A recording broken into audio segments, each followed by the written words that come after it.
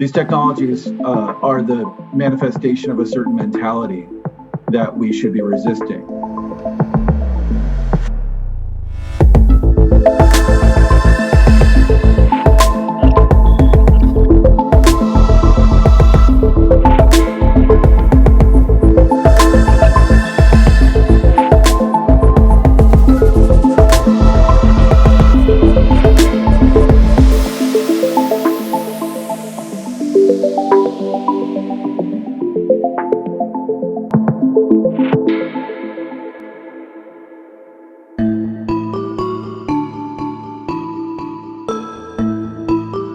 Being an Amazon employee who dealt with being under constant surveillance, it really takes away the breathing room that we should all have as we go through our day. It's invasive, and feeling like my every move was being watched and picked apart by whoever was on the other side of the camera.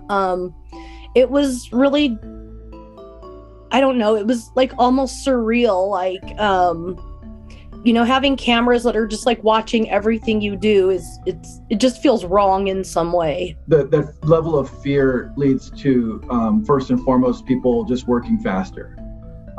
When you have a manager looking over your shoulder, you always work a little bit faster. The camera is the manager and it's always there. So we've seen that workers do, when they work in these facilities, always feel like they have to keep up. They always know that they take that break to drink water or talk to somebody or go to the bathroom. That is being tracked against their productivity.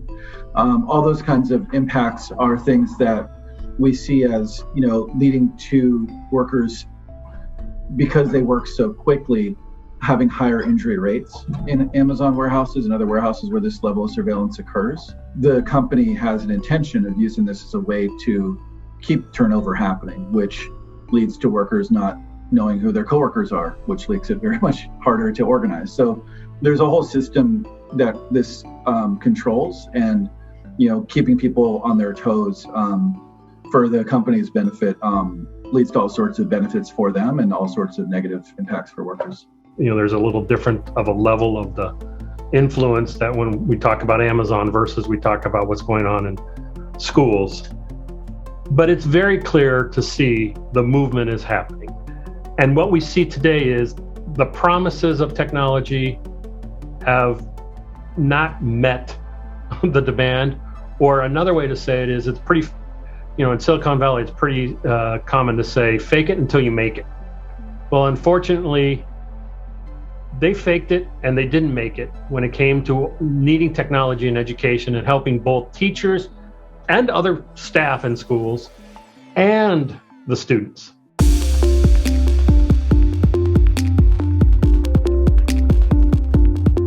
We see a decline in collective bargaining coverage. So therefore, I think actually the space that's left open for regulation to fill gets rather larger than smaller.